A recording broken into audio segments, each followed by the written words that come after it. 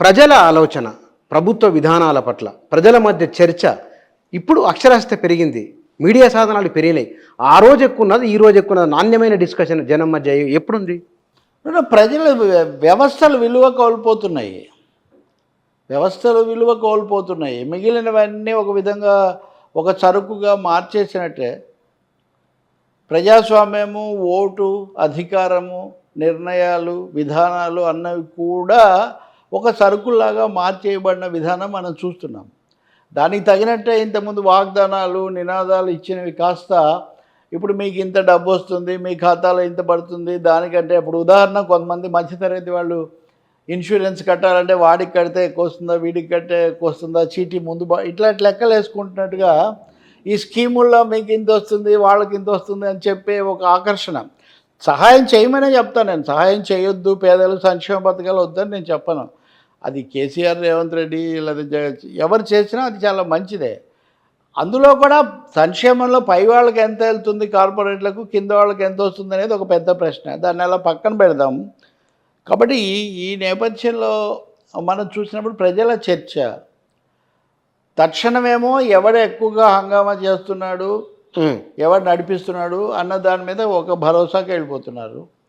రెండో విషయము అయితే నాకేంటి అనేది ఏదో సినిమాలు అంటున్నట్టుగా మాకేమిస్తారు అనే ఒక అంశం కూడా చూస్తున్నారు. చాలా సీరియస్గానే ఉంది. రాజకీయంగా కానీ ప్రభుత్వ పరంగా కానీ మాకేంటి అన్నది చూస్తున్నారు. మూడో విషయానికి వచ్చేసరికి వాళ్ళ మాటలకు చేతలకు తేడా. ఇప్పుడు సోషల్ మీడియా అనేక సాధనాలు ఇవన్నీ వచ్చిన తర్వాత అనుక్షణం స్క్రూటనీ జరుగుతుంది. అనుక్షణం స్క్రూటనీ జరుగుతుంటే మరి అంత విమర్శనాత్మకంగా ప్రజలు ఉంటున్నారా అని మీరు అడగొచ్చు. కానీ వాళ్ళ చేతుల్లో ఉన్నది ఏంటి? 5 ఏళ్ళకి ఒకసారి ఓటేయడమే కదా. రైట్ టు రీకాల్ వాళ్ళకేం లేదు, అంతే కదా. రైట్ టు రీకాల్ వెనక్కి పిలిచే హక్కు వాళ్ళకి లేదు. మనలాంటి వాళ్ళకి చెప్తారు దీని గురించి మాట్లాడండి అని, లేకపోతే ఎమ్మెల్యేలకు వాళ్ళకి అక్కడ చెప్తారు. కానీ అటు ఇటు వాడే ఆడిస్తున్నప్పుడు ఇంక వాళ్ళు ఏం చేస్తారు? ఇప్పుడు అదానే విషయం నేను చెప్పాను. మీరు ఒక్క మాట, అమెరికాలో ఎలన్ మస్క్ అనేవాడు వాడి కొడుకుని తీసుకొని వచ్చి అమెరికా అధ్యక్షుడి పక్కన కూర్చోబెడితే, మస్క్ కాదు బుల్లి మస్క్ బుల్లి మస్క్ వచ్చి ట్రంప్ అమెరికా అధ్యక్షుడి పక్కన కూర్చొని ఇట్లా అంటున్నాడు. వాడు ఇలా మీలాగా మీడియాతో మాట్లాడుతుంటే ట్రంప్ అక్కడి నుంచి వాడు కాసేపు మొక్కు గీరుకున్నాడు, కాసేపు నెత్తి గీరుకున్నాడు, తర్వాత ఇట్లా అంటున్నాడు. చిన్నపిల్లోడు నేను అతన్ని ఏమంటలేదు ఆ బుడ్డోడిని. కానీ ఆ పరిస్థితులు ఎక్కడికి వచ్చాయి? అమెరికా అధ్యక్షుడు అంటే చిటికిన వేలతో ప్రపంచాన్ని శాసించే Trump is of doing government business government efficiency, is of కాదు, డిపార్ట్మెంట్ ఆఫ్ గవర్నమెంట్ ఎఫిషియన్సీ అనేది పెట్టి, దానికి ఎలన్ మస్క్ను అధ్యక్షుడిగా పెట్టి, బాధ్యుడిగా పెట్టి, ట్రెజరీని కూడా అతన్ని కంట్రోల్ చేయమంటున్నాడు. అవును, అంతే కదా. అమెరికా అధ్యక్షుడు సర్వశక్తివంతుడు అనుకుంటే, అలాగే వాళ్ళ విదేశాంగ మంత్రి రోబిరో ఉన్నాడు. వాళ్ళిద్దరూ ట్రంప్ ఎదురుగా ఘర్షణ పడ్డారు, యుద్ధం చేశారు, వాగ్వివాదం. మీరు వేరే పార్టీల వాళ్ళ గురించి చెప్తున్నారు, నేను ట్రంప్ ఎదురుగా ఆయన టీం వాళ్ళు ఈ ఎలన్ మస్క్ వీళ్ళిద్దరూ ఘర్షణ పడ్డారు. ఏమని? మీరేదో ఉద్యోగులను తగ్గిస్తారని చెప్పి మీరు మస్క్ను తెచ్చిపెట్టారు, ఇంతవరకు ఎవరిని తగ్గించారు చెప్పండి, ఒక్కరిని చూపించండి అని వాడు అడిగితే, అతని మీద విరుచుకు పడితే ట్రంప్ చివరకు చెవులు మూసుకొని అక్కడి నుంచి వెళ్ళిపోవాల్సిన పరిస్థితి. సో మీ ప్రశ్నకు నా జవాబు ఏంటంటే కార్పొరేట్ గవర్నెన్స్ అనేది వచ్చింది. ఇప్పుడు పరిపాలన పూర్తిగా కార్పొరేట్ గవర్నెన్స్ అయిపోయింది. ఎలన్ మస్క్కి సంబంధించిన స్టార్ లింక్ ఉంది. స్టార్ లింక్ను రానివ్వలేదు భారతదేశంలోకి అంతకుముందు. ఎందుకు? స్టార్ లింక్ వస్తే శాటిలైట్ నుంచి డైరెక్ట్గా వాడే అన్నీ నడిపిస్తాడు, ఇంకా ప్రభుత్వాలతో సంబంధం లేదు. డిఫెన్స్ సంబంధాలు కూడా వాడే నడిపిస్తాడు, అంత పవర్ఫుల్. సో భారతదేశం అనేక కారణాల వల్ల కొంత ఆగడానికి, అలాగే ఈ దేశంలో ఉన్న కార్పొరేట్ వాళ్ళు వద్దన్నందువల్ల అలా ఆగారు. కానీ మొన్న ఏం చేశారు?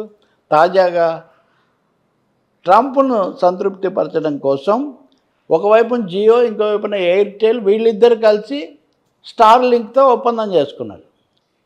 పరోక్ష ఒప్పందం. ఎందుకంటే ఈ దేశంలో ఉన్న కార్పొరేట్లు వాళ్ళతో పెట్టుకోవచ్చు కదా, కాబట్టి పరోక్ష ఒప్పందం.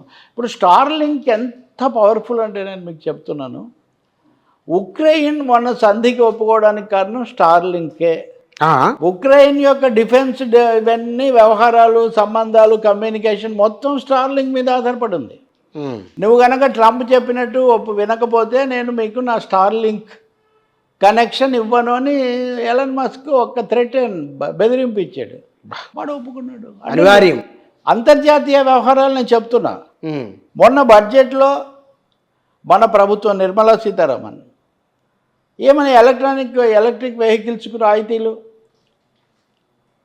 ఆఖరకు టెస్లా కారు కొనొద్దు అని యూరోపియన్ యూనియన్ దేశాలు నిర్ణయిస్తే మస్క్ మీద కోపంతో ట్రంప్ ముందుకు వచ్చి నేను ఎలన్ మస్క్ యొక్క టెస్లా కారు కొంటున్నాను అని అమెరికా అధ్యక్షుడు ప్రకటిస్తున్నాడు. బ్రాండ్ అంబాసిడర్లు అంటే ఇంకా ఇప్పుడు మస్క్ ట్రంప్కి అంబాసిడర్ కాదు, ట్రంప్ మస్క్కి అంబాసిడర్. నేను ఆయన కారే కొంటా అంటే ఇవి మనం ఊహించలేనంత తీవ్రంగా ఉన్నాయి.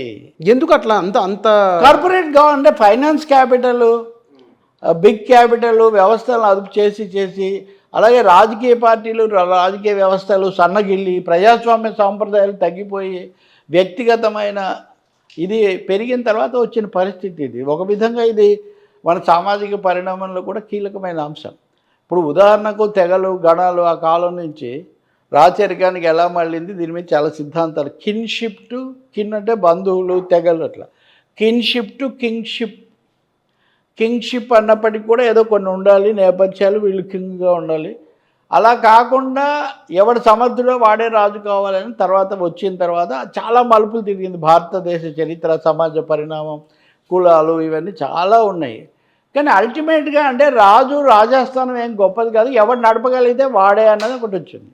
సో ఇప్పుడు ఆధునిక ప్రజాస్వామ్యంలో కూడా ఆధునిక ప్రజాస్వామ్యం పేరుతో ముఖ్యంగా అమెరికాలోనే కనుక మనం అమెరికా ట్రంప్ దగ్గర నుంచి భారతదేశం వరకు ఇప్పుడు చాలా వరకు మీరు అసెంబ్లీలో తిట్టుకోవడంతో పాటు మీరేం ముఖ్యమంత్రి అనుకుంటున్నారా, రాజు అనుకుంటున్నారా? అవును, మోదీ గారు ప్రధానమంత్రి అనుకోవట్లేదు, ఆయన రాజు అనుకుంటున్నాడు, భారతదేశానికి చక్రవర్తి అనుకుంటున్నాడు. నిజంగా వాళ్ళ పరిస్థితి వచ్చింది. వీళ్ళు కూడా రాజులు చక్రవర్తులు కాదు, అసలు చక్రవర్తులు ఎవరంటే వాళ్ళు. ఆ ప్రాసెస్లో విలువలు తగ్గిపోతున్నాయి. ప్రజలు కూడా ఆలోచించడానికి తలుపులు, బెళుకులు, రకరకాల మెరుపులు, భయం, అభద్రత, భయంకరమైన అభద్రత. వాడు ఆలోచించడానికి అభద్రతతో ఏదో ఒకటి నడవని చల్తీకనం గాడి. ఈ మధ్య ఒకటి వచ్చింది సార్, ఇవాళ పేపర్లో వచ్చింది. యా, సోషల్ మీడియా పైన ఒక నియంత్రణ అనేది చర్చ ప్రారంభమైంది. వాళ్ళ బహుశా ఈనాడులో వచ్చింది ఒక వార్త. యూట్యూబ్, గూగుల్ వీళ్ళంతా కలిసి నియంత్రణ అంటే ఏం చేయబోతున్నారు, ఎట్లా అని. రెండు రకాలుగా ఉంది. ఏ వ్యవస్థ అయినా సరే మొదలైనప్పుడు సమాంతరంగా, ప్రజాస్వామికంగా, ఆరోగ్యకరంగా మొదలవుతుంది.